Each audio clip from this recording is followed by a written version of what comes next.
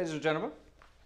Welcome to Monday night, night two of our week-long festival of organ and music. And tonight we are visiting the wonderful world of Disney, which of course includes Pixar, which you just heard there, Toy Story, You've Got a Friend in Me. And that's all been distributed by Disney as well. Disney is not just Mickey Mouse, you know. And by the way, have you shown the Mickey Mouse surprise yet? No, oh, we have a Mickey Mouse surprise. How exciting. So yes, we're gonna have a fun night tonight, and for most of it we will be using this magnificent instrument which I haven't featured on the channel for a couple of weeks. I've been waiting. It's here, it's wonderful, and it's still sounding absolutely amazing. I've been playing around with it to make it sound even more majestic and even more wonderful. It is, of course, the legendary Melbourne Town Hall organ sample set by the sample set producers Inspired Acoustics. Vanessa, if you look at our notices, hast du unsere Notices? If you look at our notices, da ist ein Link. Ja, kannst du das mal kopieren. Inspired Acoustics are a wonderful sample set producer, and they, ta-da, it's in the link, there it is. There's a link to Inspired Acoustics, and they do some wonderful stuff, including this over-the-top instrument, which you just heard, the Melbourne Town Hall 4-manual Hill Norman. Is it Hill Norman and Beard or just Hill? I can't remember. Hill Norman and Beard, I think. A monster. It's 4 manuals, thank God, because I've got 470 stops or something crazy like that, and there's still more stops to come at some point in the future. It's not even finished. It's marvelous. It's over the top. It has things like drums, it has a glockenspiel, you heard all of that. So for me, that means it's basically a theatre organ as well. It's a wonderful instrument, and it's back, which means we can have some fun with it. Now, the wonderful world of Disney. Actually, before I start, the piece I just played, You've Got a Friend in Me. You all know that, of course, from Toy Story. The original was sung by Randy Newman, believe it or not. I think Randy Newman actually wrote it as well. I can't remember, I think he did. And it's actually a very sort of special tune in my sort of part of the world, because a very dear friend of mine, who is sadly no longer with us, sang this piece of music on TV. Rien, you might know this, The Voice Netherlands, but this Voice Senior Netherlands. I don't know if you remembered seeing that on the television. This was that wonderful program that's around the world, The Voice, where people sit in chairs and listen to people singing and then whiz around and take them into teams and things. Well, my old friend Steve from the USA, who lived in Breda in Holland, my old friend Steve went to join The Voice Senior Netherlands. Steve was a professional musician all his life. And Steve went and joined it, and Steve made it to the finals with his wonderful stuff. He was a wonderful jazz singer and absolutely wonderful. This was one of the pieces he sang on TV, You've Got a Friend in Me. And sadly, Steve died a few months later. He was actually rather ill at the time when he was performing these things. We didn't know. And Steve is sadly no longer with us. So Steve Jokum, that was for you. You've Got a Friend in Me. And that, of course, applies to all of us. We are all friends here in the Gartshore gang. So, the world of Disney. The world of Disney. Now, everyone knows Disney as a sort of animation house where they made animated films from the 20s right up to modern days. Walt Disney himself was very active right throughout his entire lifespan, passing it on to other family members and then gradually expanding and passing on and just doing all sorts of wonderful things. Disney became very much a sort of a household name around the world, and still is today, with look at sort of streaming services now, Disney Plus and everything. So the name Disney means rather a lot to the world of entertainment. And believe it or not, the world of music was much more important to Walt Disney than just the animations itself. His first famous animation. Oh, hold on, we have a. Das Mikro ist zu leise, das haben jetzt ganz viele gesagt. Stell das mal. Mach's wieder auf 0. So, there. Yeah? Okay. The micro's too quiet. Okay, it's, technical problems. We're always good at that. Where was I? Oh yes, the wonderful world of Walt Disney and his music. Now, Walt Disney's first famous film. Walt Disney started out in a very sort of rundown part of Kansas City, believe it or not. He wasn't a Hollywood name at the beginning. He and I think his brother Ron, wasn't it? They started out in Kansas City and tried out a few things, and it didn't all sort of work the way they wanted. So they went bankrupt deliberately in Kansas City and headed on out west to Hollywood, where they started afresh, and they came up with the wonderful idea of Mortimer Mouse. And Mortimer Mouse wasn't, of course, that popular, and Mrs. Disney said, oh, for heaven's sake, call him Mickey Mouse. That was her idea. It's always the wives that have the good ideas, isn't it? She says, in the background. Yes, and Mickey Mouse was born, and one of the first features with Mickey Mouse was a piece called Steamboat Willie from 1928. And not only did Walt Disney provide the animations, he also choreographed the animations with the musical accompaniment that went along with it. There was an actual musical score to Steamboat Willie. Don't forget, the late 20s, we're still talking silent film era here, but it was all worked out together. Very clever stuff. And I found the music to Steamboat Willie, and it sounds something like this.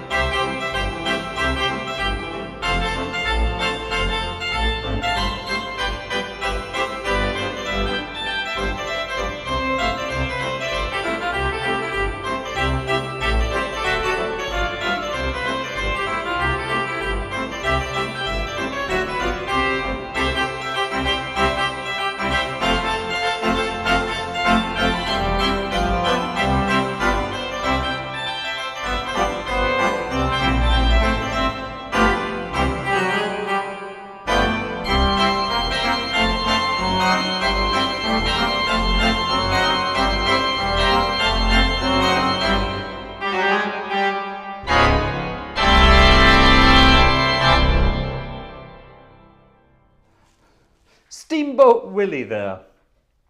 The original music, which I dug out. Yes, it's the same tune. Yes, it's the same tune. And Vanessa very cleverly in the background recognized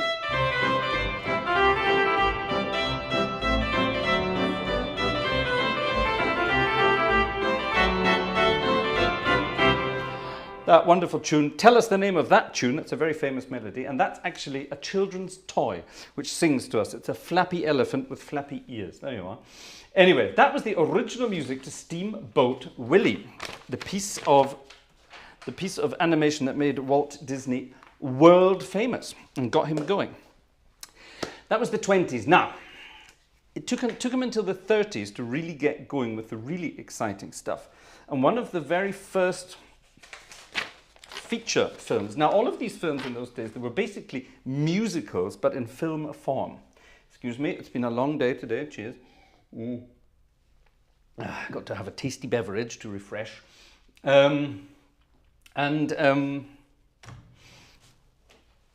These films, Walt Disney basically took the ideas for his films from sort of children's stories or sort of fairy tales, to be more honest. And a lot of these melodies, a lot of these films were based on children's fairy tales, children's stories, children's ideas. So we're talking the Andersen or the Grimm stories, things like that. And like I said, more importantly to him than the animation was, of course, the music that went along with it. These things were basically musicals. And one of his most famous first features was Snow White and the Seven Dwarfs from 1937. And there were many famous tunes in that film, including these two right here. Don't forget to join in and whistle along.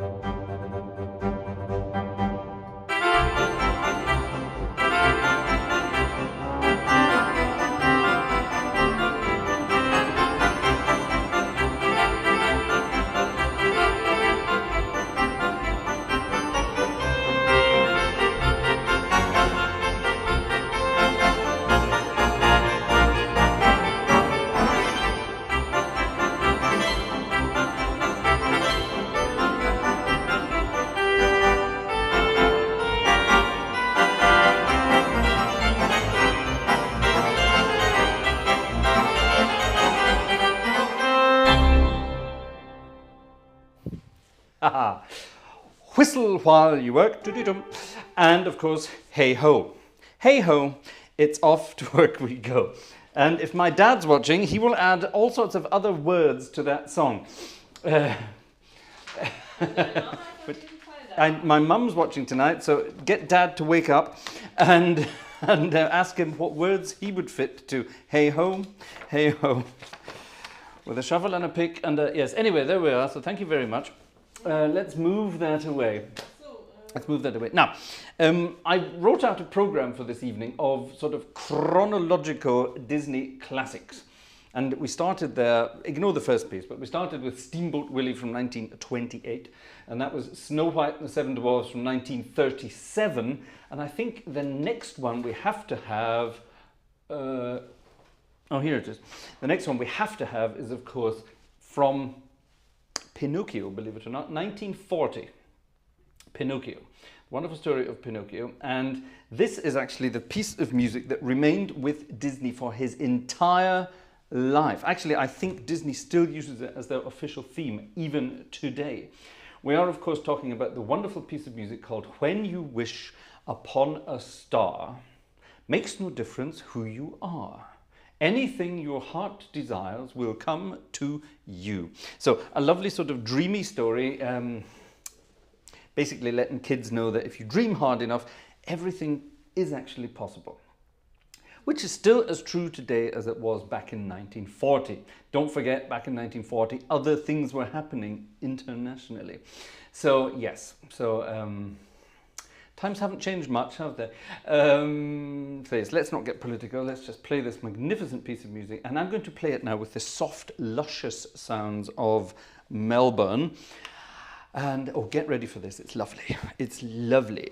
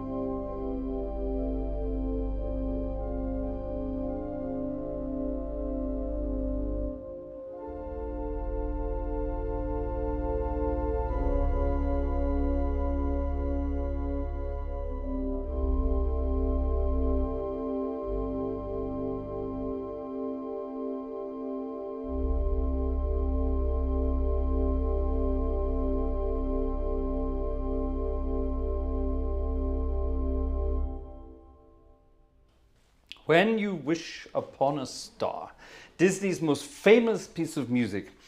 I can't even tell you who wrote it. Graham, who wrote it?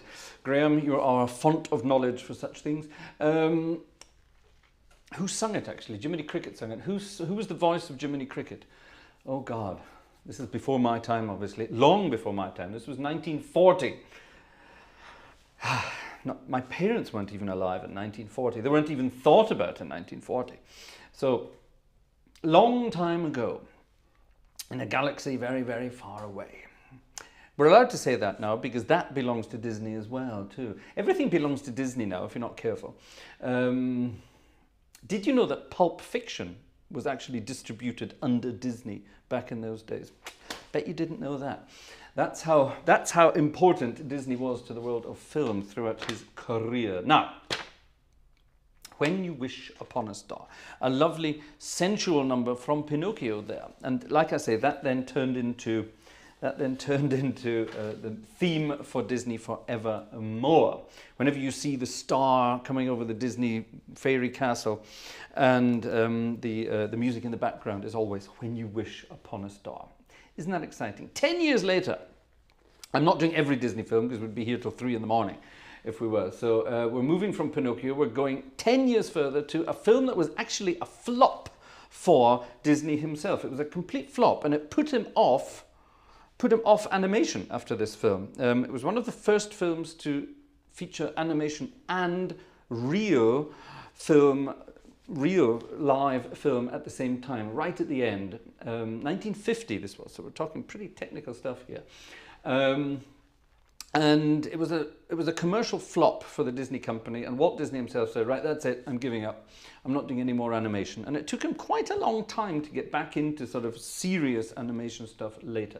He did, of course, go back to it. Of course you do, if you love those kinds of things. But this film I'm talking about, like I said, it was a bit of a disaster for him. It was Cinderella, the Cinderella story. It didn't really work out the way they wanted it to. Maybe fads and fashions had changed by that point, and it wasn't working. But for some reason, Cinderella didn't work at the time. Nowadays, of course, it's one of his most popular animated films, and you know it regained all of its losses many years later. But at the time, it wasn't the most popular. There were some rather memorable numbers from Cinderella, but my favorite one is the one all about the magical dancing stuff. I think you know what I mean. Let's play this one. It's got a very silly name.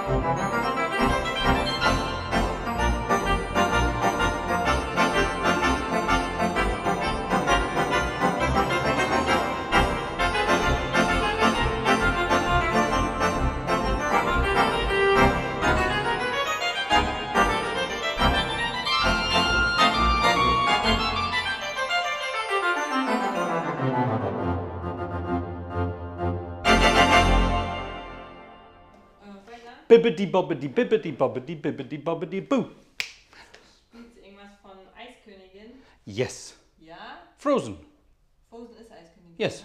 Ne? Ja, bei Bodenseehorn fragt. Ingo, it's all in there. Don't worry. It's all in there. We are moving through the chronology of Disney. Now, up until Cinderella, it was all very sort of traditional stuff, yeah? And it was rather sort of, there were funny moments in the Disney films. There were cute pieces of music like that, for example, or we had our Whistle While You Work and all that kind of stuff. But quite a while later, trends were changing, things were moving, things were becoming rather difficult, and Disney needed to move with the times. So, instead of moving forwards, they moved backwards. They moved backwards musically. They went back in style. They went from sentimental ballady stuff back to Dixieland jazz. And in the mid-60s, the Disney Corporation made one of the most famous and most successful films. And for this film, they enlisted on some of the most famous jazz musicians of history, throughout history. I can't speak English today, I've been speaking German all day, sorry about this. And they wanted to get Louis Armstrong for one of the voices. And Louis Armstrong said no, because he couldn't be seen. He didn't just want to be a voice, he wanted to be seen. So, all right, so they needed someone with a sort of raspy voice that sounded a bit like Louis Armstrong. And they eventually went to Mr. Louis Prima. Louis Prima was wonderful. Louis Prima was just one of the best entertainers. Believe it or not, before Elvis was on the scene, he was the highest paid entertainer in the world. And Louis Prima is all but forgotten today, which is a terrible shame, because he was responsible for quite a few musical styles and getting things going. He is responsible for bringing music to Las Vegas. Without Louis Prima, there would never have been a Rat Pack. So Frank Sinatra, Dean Martin, Sammy Davis Jr., they would never have been involved with Las Vegas were it not for Louis Prima. Louis Prima started it all off. He was, of course, of Italian descent. That was his actual name, Louis Prima. He was from New Orleans, of Italian descent, and he had that wonderfully famous raspy sort of hey, sort of mafia voice, you know, that kind of thing. I can't do it, but yeah, if someone had to play Louis Prima in a film, it really has to be Al Pacino. Yeah, that's about it. Yeah, and everybody knows Louis Prima from things like, hold on, let me quickly, you know, from things like this. I'm just a gigolo, and all that kind of stuff. That was sung for years. Yeah, that was Louis Prima. And Louis Prima got in to the set of Disney films and to perform the voice of and songs for an ape. We are, of course, talking about The Jungle Book, finally. Yes. Now, Walt Disney asked Louis Prima, who should I get to do the other voices? I need a good quality jazz singer, but he needs to have a big, beary voice to play the voice of Baloo the bear. And yeah, and you know, we need someone with a big, deep, sort of exciting voice. And Louis Prima immediately said, Phil Harris.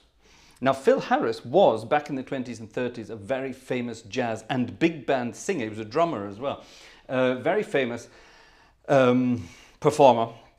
He had his own big band. He had wonderful hits back in those days. But he, you know, over the years, he'd become fed up of jazz music. There was no more money in it. And he became a country singer, believe it or not. But Louis Prima gave him a call and said, you want to join us for this? You're going to love it. And Phil looked at the score, looked at the screenplay, looked at everything for the film and said, I'm in. And of course, that duo became one of the most famous film duos of all time. The wonderful voice of Phil Harris as Baloo the bear, singing The Bare Necessities, and then the two of them together singing I Want to Be Like You. Two of the most famous films famous pieces of music in film history. I need to concentrate. Two of the most famous pieces of music in film history and Oscar-winning performances as well. Here then is a bit of music from The Jungle Book. But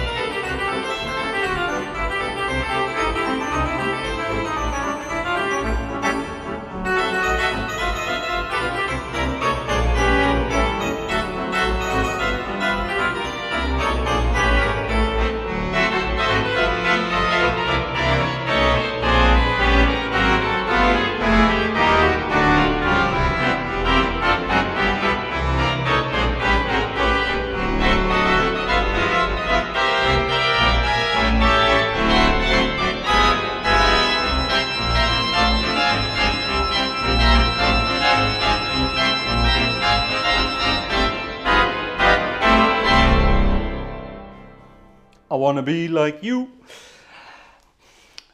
A few years ago, anecdote time, I'm in anecdote mode tonight. All of these pieces of music have some kind of story attached to them from my life. A few years ago, in Great Britain, a vote was cast.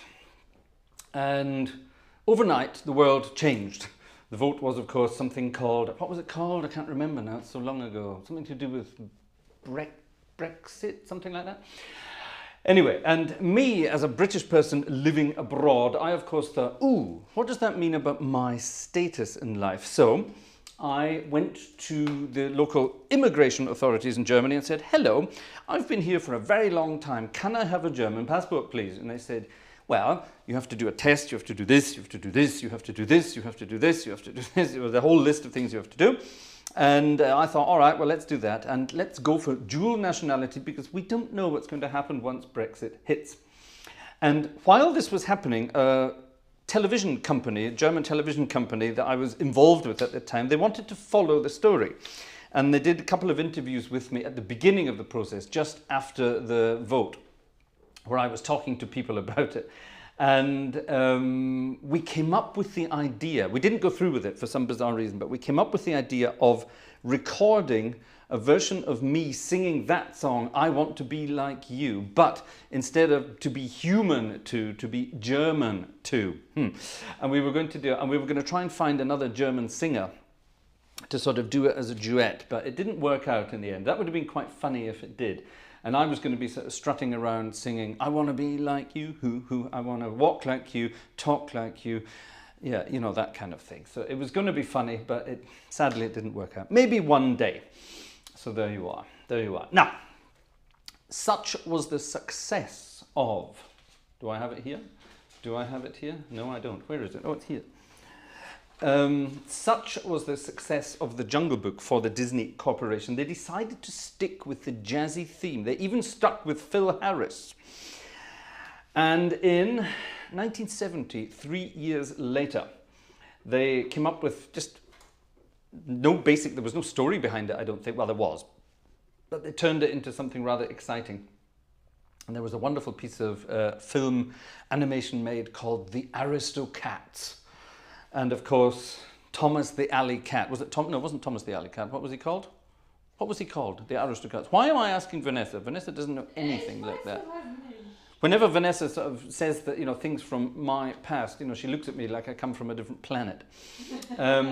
I must admit, of course, I was always very, very, very, very fond of this kind of stuff when I was a youth, because we used to have film nights at my Uncle George's house. And Uncle George was a film fanatic, and he had a 16mm film projector at home at his house, and we used to go around for film nights, and he had the actual Disney film reels. I don't know where he got them from. Maybe you could buy them in those days, I don't know, but we used to go around and watch things like The Aristocats with Uncle George, and it was great. It was absolutely great fun. He had everything set up, the screen on the far wall, all that sort of stuff. It was great. I loved it. And that's where I actually got to know all of these things. And so Thomas O'Malley, the Alley Cat. Thank you. Who said that? Urza Mayo. That's the one. It is Thomas the Alley Cat, wasn't it? You're right. William Barron got it right as well. Well done, everybody. And of course, the most famous tune, at least for me, from the Aristocats was simply Everybody Wants to Be a Cat, which is where Phil Harris and the rest of the guy, I can't remember who played the other guy. It wasn't Louis Prima, but they tried to get someone to sound like Louis Prima for the other one. Yes. Oh, Vanessa has a cute cat photo. Where did you get the cute cat photo from? Ingo. From Ingo? Did Ingo send us a picture of pussycats, of his kittens? Yeah. Are these Ingo's kittens? Yeah. All right, are you ready to all go, ah, and make sort of ooey noises and go gooey? Right, here we are. This is our friend Ingo. We had a concert for Ingo recently. Ingo got some kittens, and Ingo sent us a picture of those kittens. Here are Ingo's Aristocats. Oh my goodness, it's an upside down cat. It's an upside down cat. Yes. For some reason, we couldn't turn the picture around for the streaming device, but that's fine. But isn't that cute? That's definitely an Aristocat. What's the cat's name? Ingo, you have to tell us the cat's name. There's three of them. Und die Mutter ist so Teenager-Mom und die geht einfach immer raus und kümmert sich nicht so um die. Oh, I see. And the mother cat's a right sort of, a teenage mum, as he said. She just buggers off and leaves them to it all day. So that's nice, isn't it? That's nice. She can't be bothered with them. That's cats for you. That's why we're dog people. But yeah, cats are cute, aren't they? So here we are then, the Aristocats. Everybody wants to be a cat. And in my mind, this piece of music was actually ruined by the fact when the posh cat playing her harp came in and started trying to be jazzy. It just didn't work. Leave it to Phil Harris and the experts, that's what I say. Everybody wants to be a cat.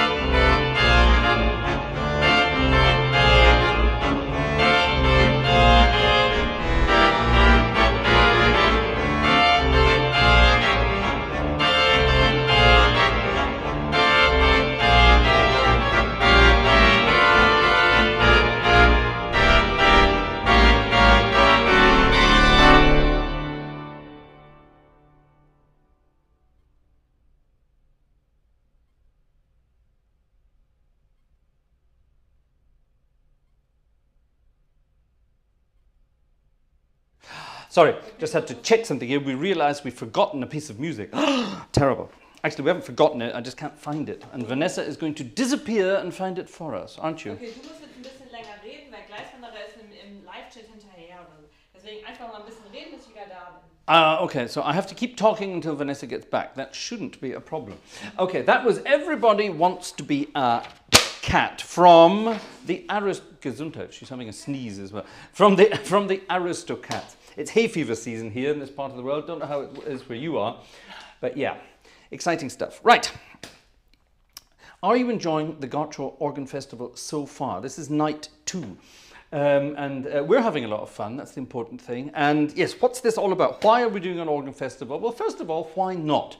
It's about time the world found out about, the wonderful world of organ music. Organ music is not just hanging about in churches and, singing hymns and psalms and listening to choirs singing and being accompanied and then people playing Bach at the end. That's exciting, that is wonderful, that is a very important part of it, but that's a small portion of organ history, believe it or not. The organ arrived in the church much, much later than everyone thought. The organs started out, original organs, before they headed into churches, so in the Middle Ages. Things that were related to the organ were used in the entertainment world, in the theatres and amphitheatres of this world. The ancient Greeks had a kind of organ, even the ancient Egyptians had a kind of organ. And much later in life, these things appeared in churches. And of course, later still, they then appeared in cinemas and movie palaces to accompany silent films.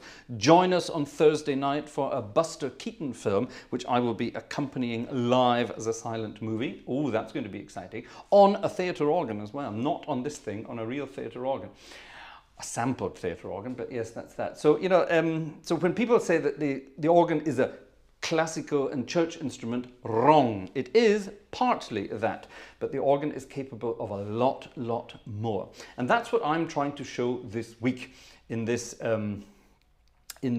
festival. So last night we just had a sort of an opening concert featuring lots of classical and a bit of jazzy organ music, just to show what's possible, on a proper church organ. And tonight this is a concert organ. Like I say, it's the organ in Melbourne Town Hall, digitally sampled and playable here. And it's a concert organ, and it does feature all sorts of things you wouldn't find in a church organ. For example, well, let me show you individually, Glockenspiels, which is rather cute. And it has bells. And it has, these things here that I've been playing as well. Let me see if I can find them. Again, I suppose I should pop this. So how do I get that down there? Can I remember how to do it? Where is it? Where is it? It's something there. Oh, there it is. There. And it's got drums, bass drums and snare drums as well, which I'm using in the accompaniment there. So, it's not really things you'd find on a normal church organ. You certainly wouldn't find this on a normal church organ either. This is an enormous trumpet. Good heavens. That's called the Trumpet Victoria, named, of course, after Queen Victoria. A rather amazing thing. Oh, you found it. You are a darling. It was in the car. A piece of music we need for later called The Circle of Life from The Lion King. Stuck in the car for some reason. There you are. That makes perfect sense. So, yes, so the whole purpose of this week is to be showing you what's possible in the organ world. So tonight is our Disney night. We're in the middle of the Disney night. Tomorrow night is a jazz night. Only jazz at the organ tomorrow night. That's going to be fun. And I'm going to be playing it on some classical organs and, of course, the theatre organ as well, just for fun. So that's going to be tomorrow night. And then on Wednesday night, we're going to have a night at the opera. So we're not just film music like tonight, we're taking some opera themes throughout the history of opera and performing them on the organ. That's going to be rather exciting. Thursday night will be our silent movie night. So get the popcorn and crisps and pints of Coke ready for that. That's going to be good fun. Like I say, Buster Keaton's The General is the film that we're going to be featuring, and I will be performing silent film accompaniment to that. On Friday night is organ music night. We are having an international Fraser and Friends concert. I have invited friends from all around the organ world to join me, and they have submitted videos of themselves playing. some Hauptwerk organs, some real organs as well. It's very exciting.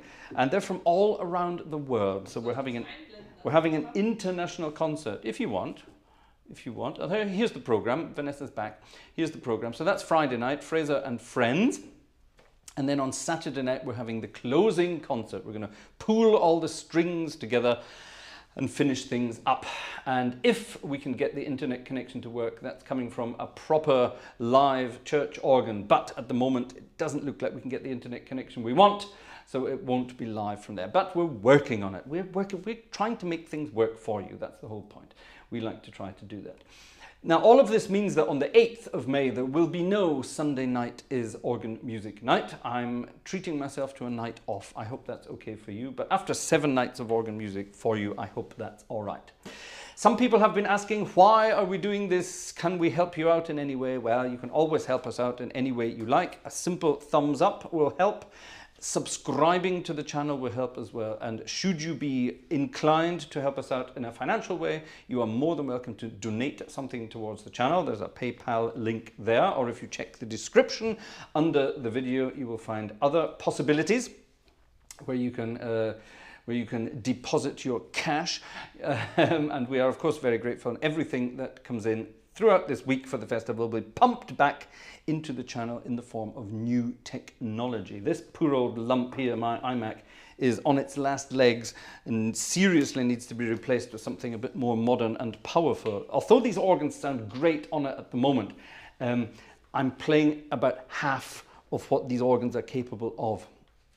They should be capable of much bigger, better, exciting sounds in a much wider stereo, a much more exciting sound. And that's what we're working towards. So if you would like to help us out with that, we would of course be very grateful indeed. Thank you very much indeed. Back to the music.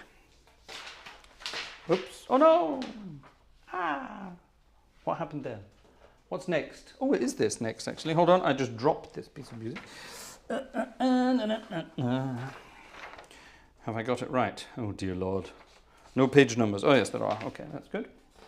I'm very old-fashioned. I need pieces of paper. I'm not into sort of using iPads to do music and things like that. I'm terribly old-fashioned. Moving forwards in time. Moving forwards in time. After the success of things like, where were we? The Aristocats in 1970, all sorts of wonderful sort of slightly lower budget films were made. So Robin Hood and Winnie the Pooh and all that. So what we call the Adventures of Winnie the Pooh, I think it was called, wasn't it? Something like that. And then it took a little while for things to sort of, become a little more sort of serious again from the quality side of things. And in the late 80s, 1989 to be precise, this film came out and pushed Disney right back up to where it had been before. We're talking about The Little Mermaid, based very loosely on the Hans Christian Andersen tale, but a wonderful piece of music from this. The composer, by the way, is Mr. Alan Menken, and he took over from the Sherman Brothers. The Sherman Brothers were responsible for all the hits that came before, a lot of the hits that came before, including The Jungle Book and The Aristocats, all that sort of thing. And Alan Menken was then the composer-in-chief, as it were. And he was responsible for things like The Little Mermaid and, of course, Beauty and the Beast, which is also coming tonight. So here is a lovely calypso number from, I think it was a lobster or a crab that sung it, Under the Sea, which is rather cute.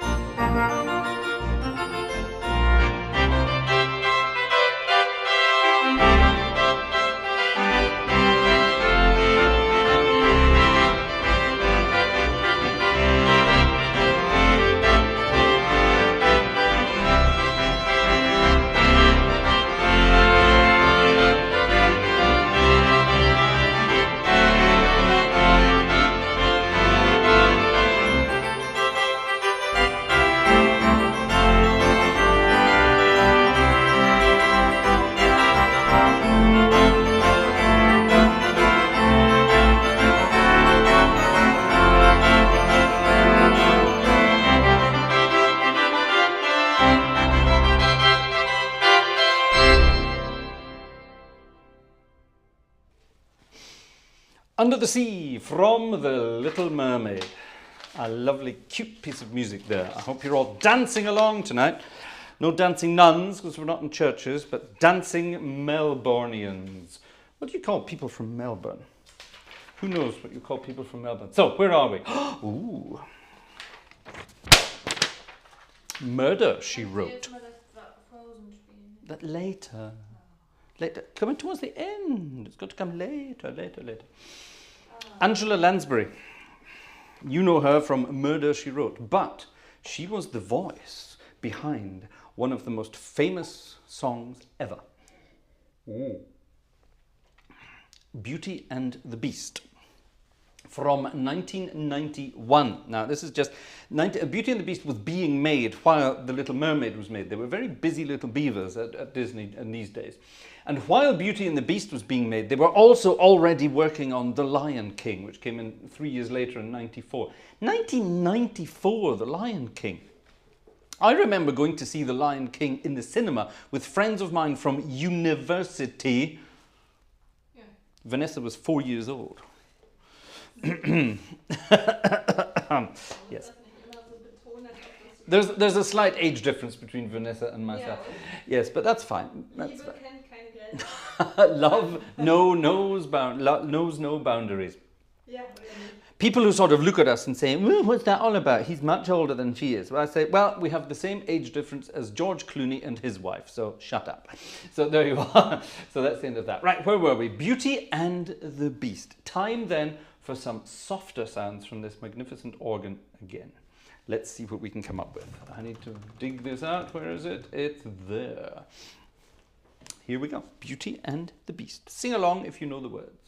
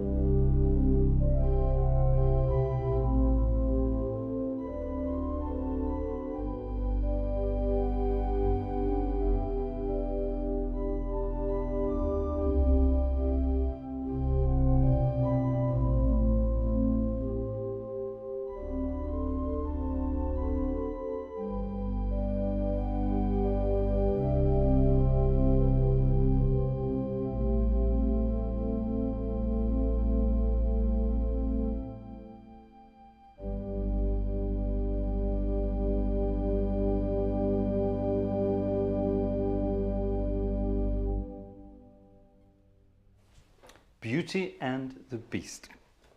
Rather cute, I think. Rather cute. Lovely piece of music. Very simple. Incredibly simple piece of music. It's basically just scales. But incredibly simple. I think that's why it became so popular. Sometimes the easier things in life are better. Ladies and gentlemen, it's time then to move from Beauty and the Beast. Can I give you that, please? Thank you very much. To the wonderful music of Elton John. Good heavens. Elton John. Elton John. I've played a piece of music by Elton John on this channel before. I think, haven't I played The Circle of Life before as well? I can't remember. I'm sure I played The Circle of Life as well at some point. I can't remember. Let's get back to the drummy stuff for that, because we've got a nice drum effect. Yeah, let's do that. That could be quite good fun. From the day we arrive on the planet and blinking step into the sun, there's more to be seen than can ever be seen, more to do than can ever be done. Simple words, but they make perfect sense. The Circle of Life. If you know the words, sing along. I'm going to play it as written. So if you want to join us, sing along. Should any of my choir singers be watching, and you know this, one of my choirs sings this piece of music, this is why I have a choir score in front of me here, then feel free to sing along. Let's see what we can make of the Circle of Life.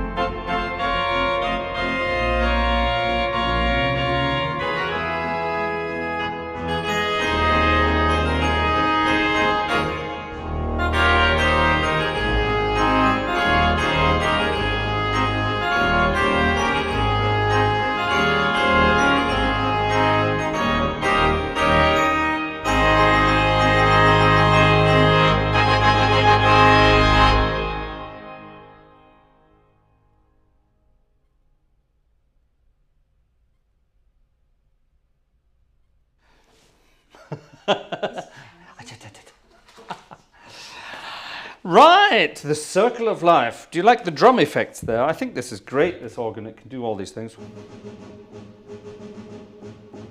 Got to concentrate, of course. It's got to be right. It's got to sound good. There you are. That was the circle of life from The Lion King. How are we doing for time? This is perfect timing. We're doing incredibly well. I said all the concerts are going to be roughly an hour and a half. And it looks like we're going to be bang on time. I'm going to save that for the end. I'm going to play that again at the end. Now then. So, we had The Lion King 1994. 1995, we had Toy Story. Right at the beginning, I played You've Got a Friend in Me. We've got that, yeah? Exciting. I think I'll play that at the end again as a little encore because I love that piece of music. It's great fun. And then all sorts of exciting things happened and Disney went crazy. And of course, with these partnerships with all these other film companies and CGI and digital film companies and whatever, they just went crazy. And then in the early 2010s, 2013 to be precise, something happened that nobody expected. Absolutely nobody expected. The Disney company, I think together with Pixar again, I can't remember, but I think Pixar, came up with the film Frozen. And against all expectations, it went bananas at the box office and took more money than any other film ever did at the time. I think it's still the 6th highest earning film of all time or something like that. Crazy. Absolutely crazy when you think about it. And there was a sequel, there was Frozen 2. And all sorts of spin-offs of all these wonderful things around this. And some of the music from Frozen is rather wonderful. But one piece of music in particular is a favorite of Vanessa's. And she requested, so this is especially for you, I hope you enjoy it. This is especially for you. I was going to do Let It Go. And Vanessa said, oh, don't do Let It Go, everybody plays that. Do you want to build a snowman? So we're going to do you want to build a snowman? Which is a very, very cute piece of music indeed. And we printed off the score 10 minutes before the concert started this evening, and I said, yeah, I can play that. And then I looked at the score and thought, good God, that looks rather complicated. So, as is the tradition in any Gartshore concert, we have to have a piece of sight reading. Here it is. So, from the Walt Disney Pictures and Walt Disney Animation Studios film Frozen, the wonderful piece of music, Do You Want to Build a Snowman? Music and lyrics from Kristen Anderson Lopez and Robert Lopez. Bet you didn't know that. I didn't. Let's work out a suitable registration and ping into, I think we'll go from here. Actually, no, we'll go from here. Okay. Do you want to build a snowman?